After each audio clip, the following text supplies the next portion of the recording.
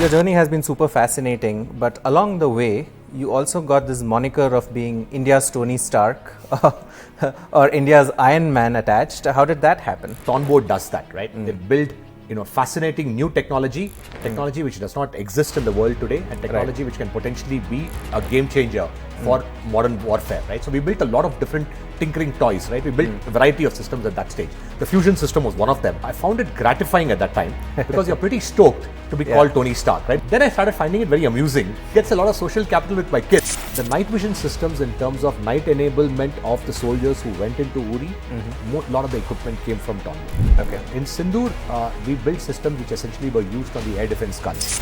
Right? These were night enablements of the Zu-23 guns, which essentially were used to shoot down drones. So the night vision systems which went in, the thermal imaging systems and the target tracking systems on the Zu-23 were ours. If you have 100 drones or 1,000 drones coming at you and you need to be able to disable them, how do you disable them simultaneously?